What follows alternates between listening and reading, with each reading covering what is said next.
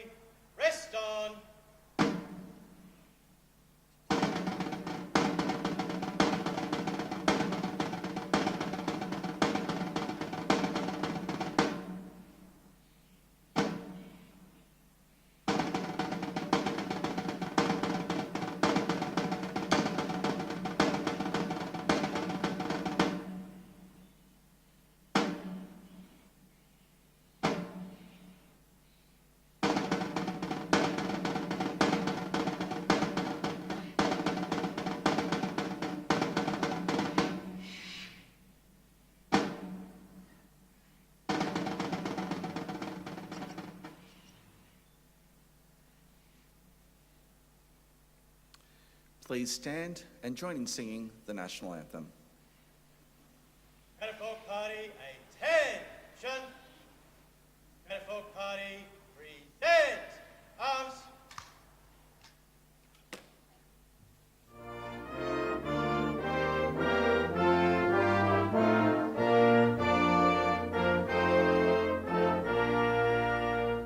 Australians, oh, let us rejoice, for we are young and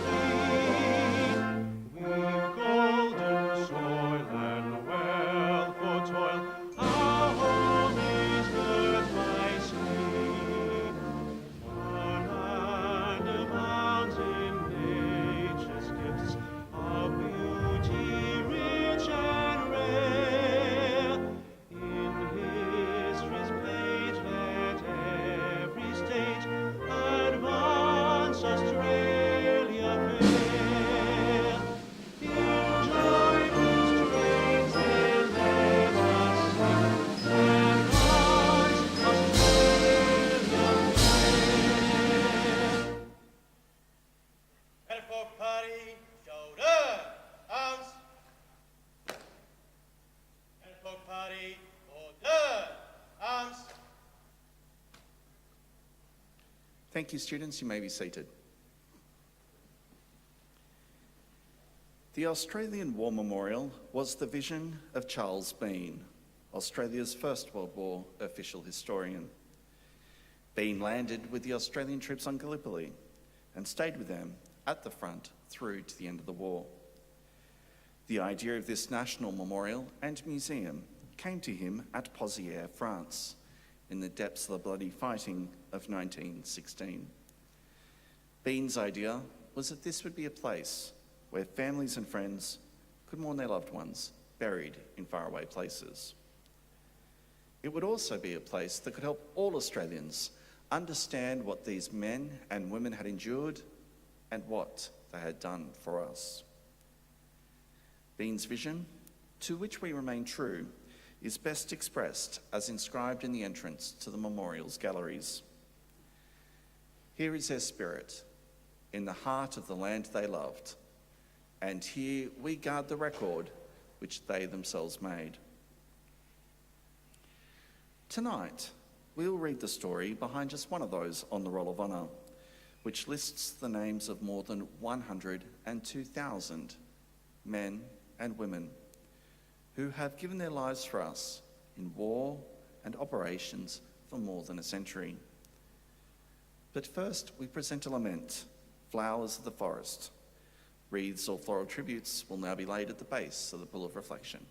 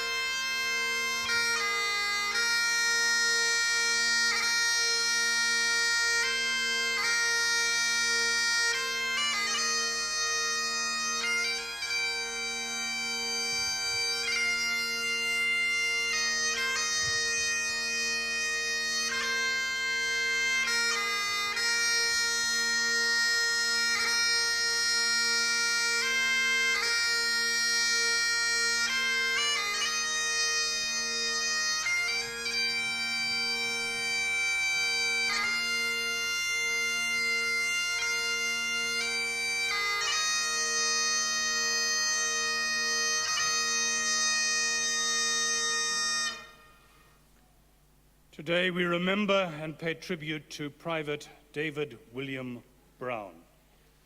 David Brown was born in 1895 to William and Julia Brown of Perth. His father was a locomotive superintendent of the Midland Railway Company. After finishing his schooling, he went to work on the railways like his father. He undertook an apprenticeship at the government locomotive workshops as an electrical fitter, qualifying in 1916. A few weeks after completing his apprenticeship, Dave Brown enlisted in the Australian Imperial Force. His hope was that at some point after enlistment, he'd be able to transfer to a flying corps, either in the Australian or British forces, and transfer his electrical skills. But first he had to undertake infantry training, which he began at Black Boy Hill Camp. One Thursday, towards the end of October 1916, Private Brown's training battalion undertook a 9-mile route march. On his return to barracks, he started to show signs of being unwell. And the following day, he was taken to Black Boy Hospital. But it soon became clear that he was suffering from meningitis, and so he was taken to the Infectious Diseases Hospital at Subiaco. Brown had been supposed to visit his parents that weekend, and after he failed to return, his mother tried to contact the military authorities to see where her son was. Unfortunately, she was not notified that her son was in hospital dangerously ill as she was making her inquiries. And by Saturday, it was clear that his case was hopeless.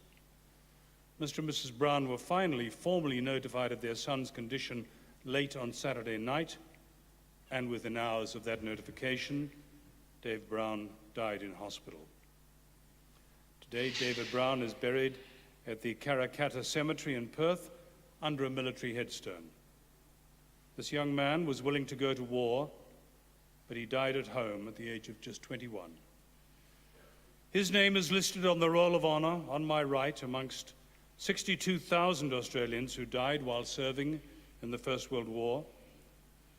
A photograph of Private Brown's name on his family headstone is displayed today beside the pool of reflection. This is but one of many stories of service and sacrifice told here at the Australian War Memorial. We now remember Private David William Brown, who gave his life for us, for our freedoms, and in the hope of a better world.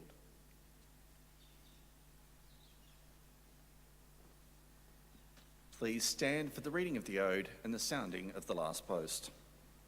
Folk party, shoulder, arms.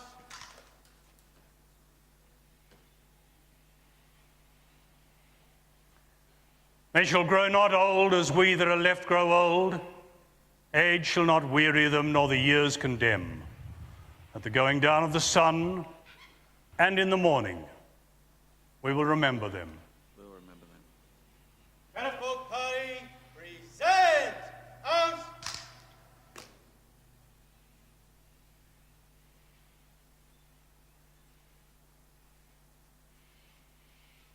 Lest we forget.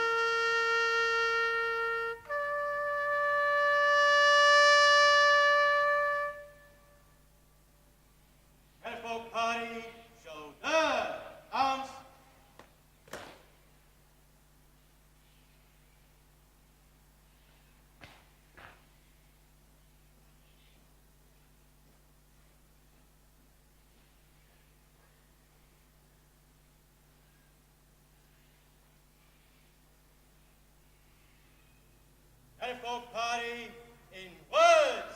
Turn. Catafalque Party, quick march.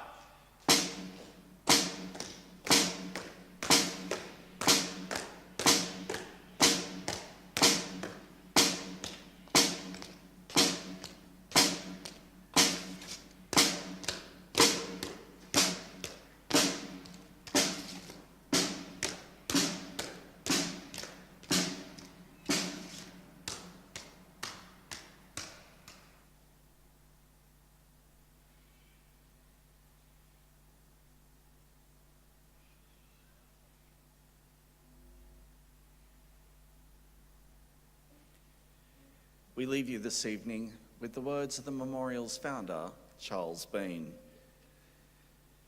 Many a man lying out there at Poziere or in the low scrub at Gallipoli with his poor, tired senses barely working through the fever of his brain has thought in his last moments, well, it's over. But in Australia, they will be proud of this. Ladies and gentlemen, girls and boys, that concludes the last post ceremony. We'd like to thank you for visiting the Australian War Memorial and wish you all a very good evening. Thank you.